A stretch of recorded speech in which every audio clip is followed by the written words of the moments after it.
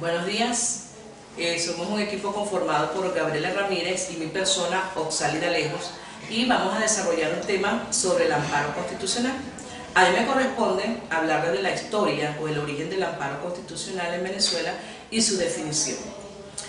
Voy a comenzar por decirles que el reconocimiento del amparo constitucional surge de una serie de ensayos realizados con la finalidad de buscar, de lograr y de aprobar un instrumento que sirviera para proteger los derechos constitucionales, los derechos y garantías establecidos en el ordenamiento constitucional. En Latinoamérica, el amparo surge gracias al derecho mexicano, a través de la Constitución de Yucatán de 1842 y el Acta de Reforma de 1847. Es a partir de allí, a partir de esa fecha, que comienzan a ser asimilados por el resto de los países latinoamericanos. Pero, ¿cómo surge el amparo constitucional en Venezuela? Su origen real, en relación al ámbito latinoamericano, es relativamente tardío, ya que es en 1961 cuando se logra incorporar la figura del amparo constitucional a nuestra Constitución Nacional.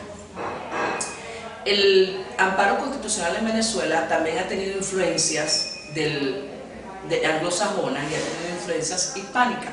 Con respecto a la influencia anglosajona, podemos decir que fue a través del habeas corpus, a través de las declaraciones de derecho y del Estado constitucional norteamericano.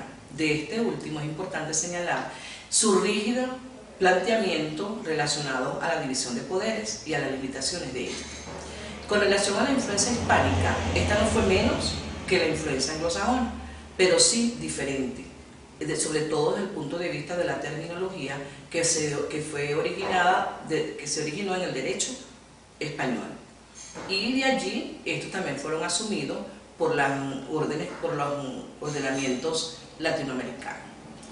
De la misma manera, Venezuela también tuvo influencia de parte del sistema brasileño y también del sistema argentino. Sin embargo, siempre continuó con el ejemplo mexicano. De allí que se hicieron varios intentos para crear figuras similares a la Constitución de 1811. Por eso se dice que el origen real del amparo constitucional en Venezuela y su evolución histórica es a partir de 1811. Y luego, en la Constitución de 1919, en el artículo 165, y posteriormente artículo 5, donde se regulan los requisitos necesarios para la detención y prisión del ciudadano. Esto dio pie para una posterior regulación del habeas corpus. También la Constitución de 1830, en su artículo 187, donde decía que eran culpables y serían castigados conforme a la ley todos aquellos que firmaran, ejecutaran, decretaran o mandaran a ejecutar órdenes, decretos, resoluciones contrarias a la Constitución y a las leyes que garantizaban los derechos individuales. Finalmente, tenemos que hubo otros intentos, y como por ejemplo el decreto de garantía del general Falcón de 1863 y la Constitución Federal de 1864. Pero en definitiva fue en el año 1961, en el artículo 49, donde quedó plasmada la figura del amparo constitucional, que luego, con la nueva Constitución de 1999, quedó plasmada en el artículo 27.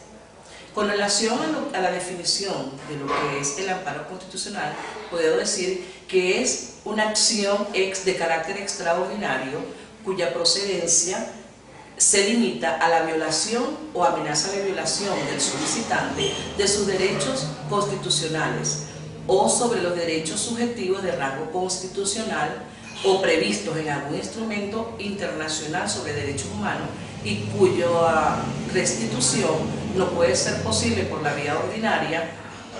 No existen, en todo caso no existen vías ordinarias, idóneas, efectivas y operantes para ser restituido. También es importante señalar que la naturaleza jurídica del amparo constitucional establece que ni la doctrina ni la jurisprudencia se han podido poner de acuerdo ni aunar criterios para poderle dar una definición exacta o una consideración específica, por lo que muchos legisladores consideran el amparo constitucional como un recurso, como una acción, como un derecho o como una garantía. Para finalizar, entonces, recalco lo importante que ha sido, lo importante que es la figura del amparo constitucional, y que establece en su artículo 27 de la Constitución Nacional de la República Bolivariana de Venezuela la garantía de garantizar a los ciudadanos que todos los tribunales deben protegerles y garantizarles todos sus derechos. Es todo, buenos días, y dejo con ustedes a mi compañera Gabriela Ramírez. Buenos días, mi nombre es Gabriela Ramírez, estudiante de la modalidad de SAIA. Voy a continuar con la exposición que inició mi compañero Xavier Alejos. Es importante conocer que la base constitucional del amparo está fomentada en el artículo 27 de la Constitución de la República Bolivariana de Venezuela. Allí se plasma y se fundamenta lo que es la conceptualización, el procedimiento y lo básico, partiendo de que su origen es en la Constitución de 1961, en el artículo 49. Constitución ya derogada por la de 1999. Sin embargo, sabemos que la base extraordinaria o fundamental es la Ley Orgánica del Amparo sobre los Derechos y Garantías Constitucionales. Esta ley establece todos los parámetros y procedimientos que deben considerarse a la hora de hacer el procedimiento de amparo.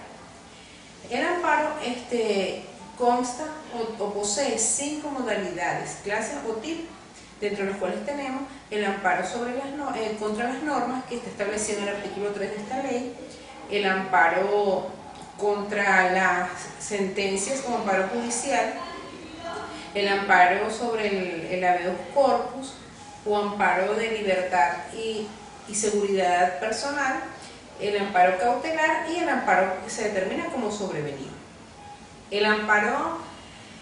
El primer amparo mencionado, que es el amparo sobre las normas, es el amparo que se ejecuta o se lleva a cabo cuando hay una violación, de los derechos y garantías constitucionales de una persona efectuada por alguna norma, considerando que las normas, por su carácter de abstracto, no son directamente las que poseen error, o sea, son normas que van sobrevenidas o van en contra de la Constitución, pero es por su mala aplicación o su mala fomentación por los jueces o los entes encargados de garantizar las garantías y el debido proceso.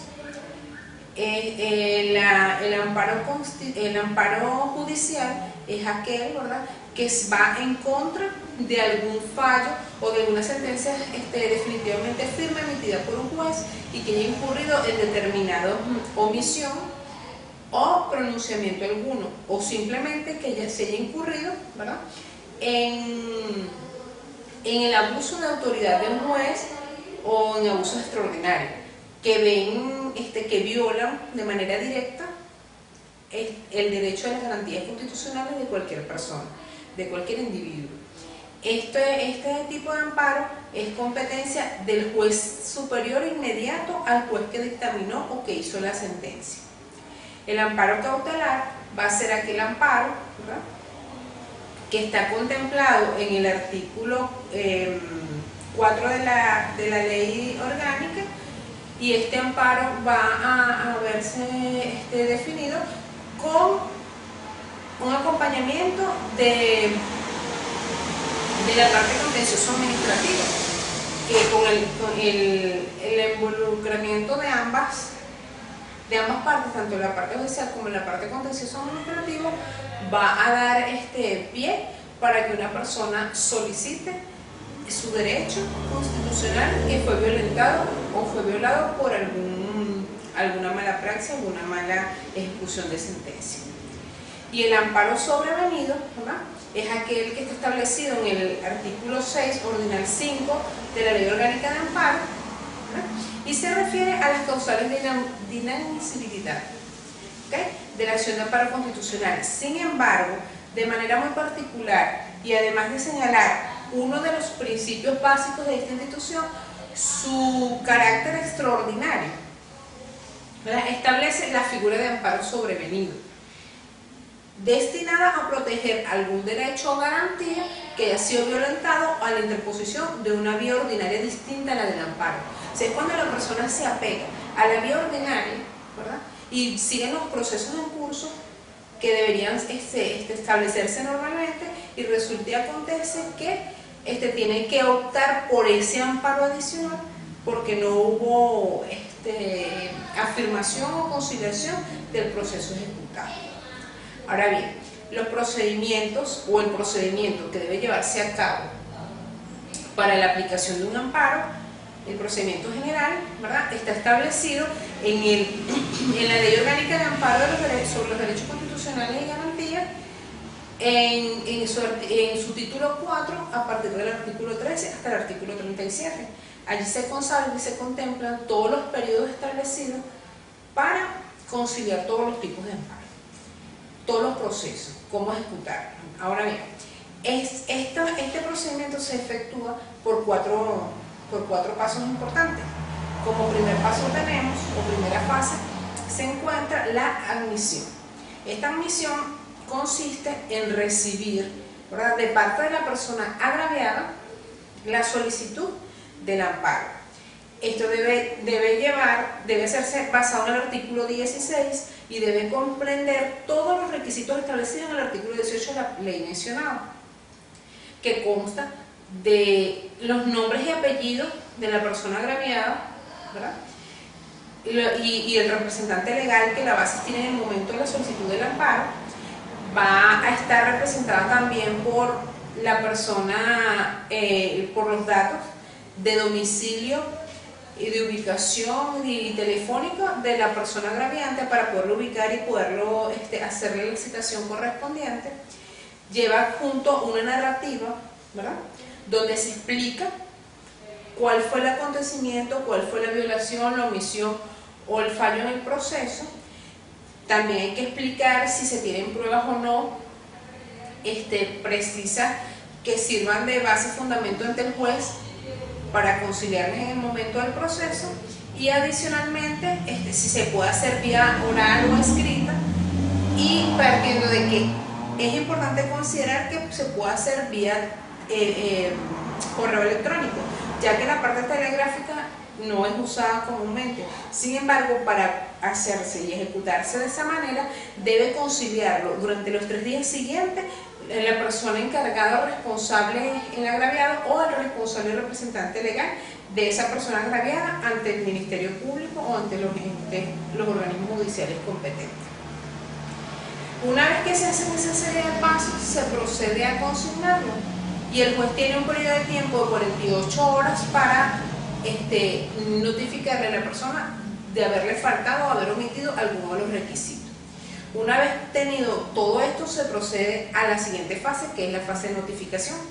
En esta fase de notificación se informa, se notifica, valga la redundancia, al agraviante para darle la citación o el pronunciamiento para que vaya y acuda a la audiencia oral que se va a ejecutar posteriormente. Una vez que el juez haga la emisión y la notificación por medio del alguacil o por medio del organismo judicial competente, esta persona debe comparecer, y procedemos a pasar a la fase oral, que es la audiencia oral. En esta audiencia oral se encuentran las partes con sus representantes legales correspondientes, y allí se hace una declaratoria oral, valga la redundancia. Allí van a exponer todas las situaciones convenientes para cada uno de ellos, y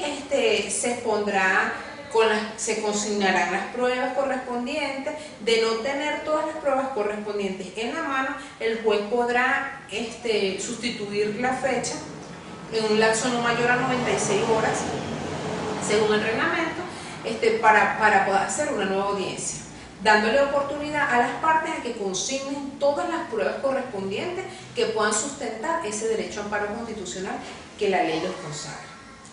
Una vez estando en esa audiencia, ¿verdad?, de no asistir el agraviante, ¿verdad?, se le da una oportunidad, el juez vuelve a hacer una nueva citación para que él acuda a una nueva audiencia.